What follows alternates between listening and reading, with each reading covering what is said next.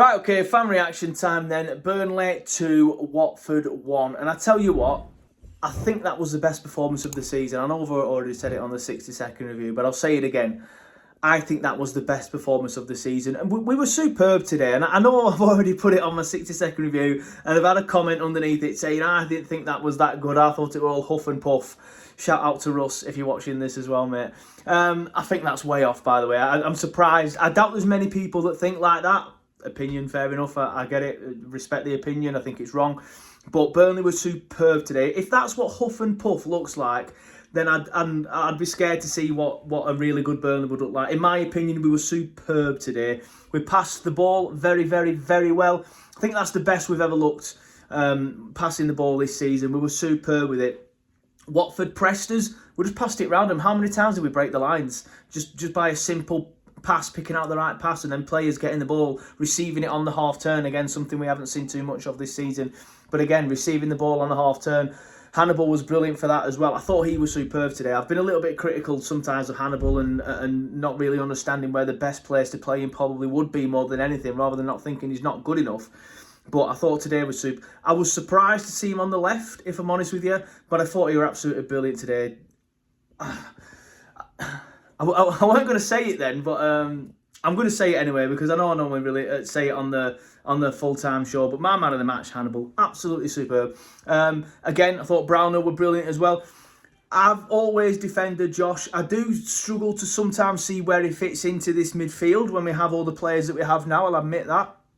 But when he plays like he does today, like he did today, then yeah, keep him in that team. I don't see. I know Sarmiento was missing today, and he's probably been one of our more creative spots recently.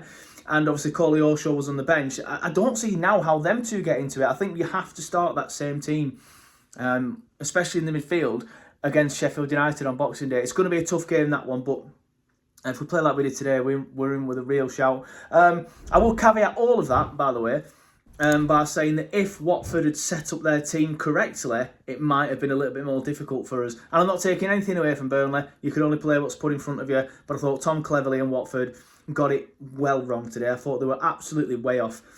Everybody knows if you sit back and let Burnley have the ball and just stay compact and stay good defensively, then the chances are you're going to get a result, or you'll at the very least frustrate Burnley.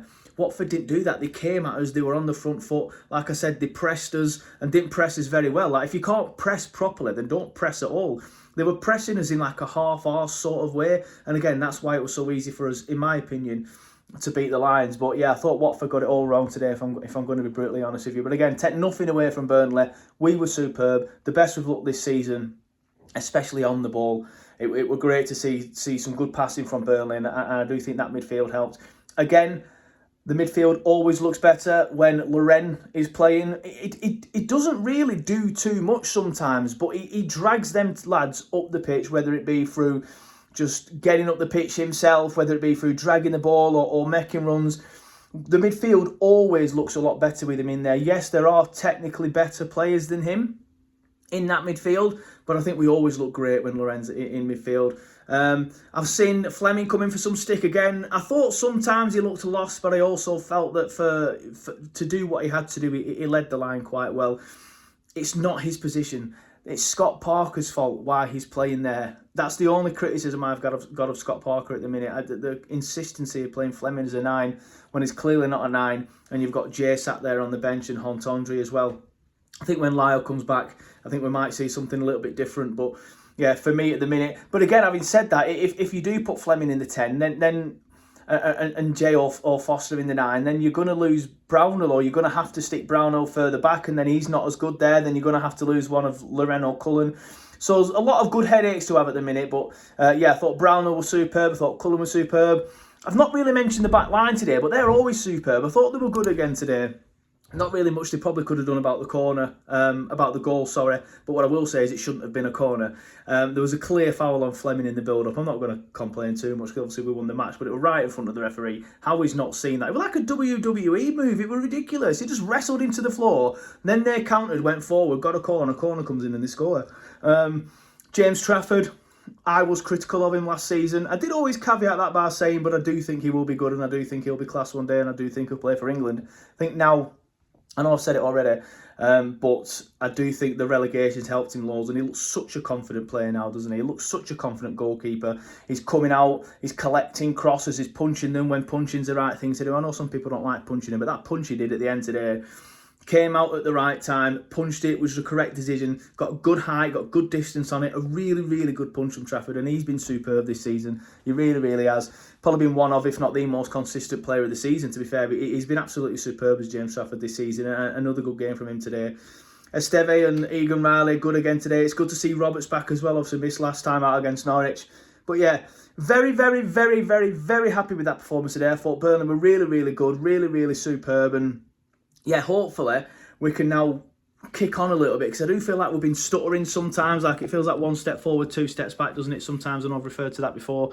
Obviously, getting these wins against Stoke and then drawing at home to Derby and things like that. But this were a real performance today, and we've got a really tough run of fixtures coming up. Obviously, we've got Sheffield United next, then we've got Middlesbrough, we've got Sunderland as well coming up. Blackburn, I know they're our rivals and that, we don't like to give them any credit.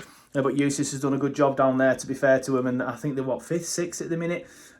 So there's some tough games coming up. And then after that, not long after that, towards the end of January, we've got Leeds as well. So if we can still be in and around the top two, because everyone keeps saying that we're a mid-table side. Burnley fans themselves have been saying they're wrong, but some Burnley fans themselves have been saying this Burnley team isn't good enough, they'll do well to stay in the playoffs, so if anything, they're a mid-table side. I always call that absolute BS personally, and I think, you know, we're halfway through the season now when we play Sheffield United. That will be the halfway point of the season.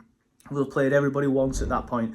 So all these claims of it being a false position when we're up in second and third, nobody can say that anymore, because we will have played every single team.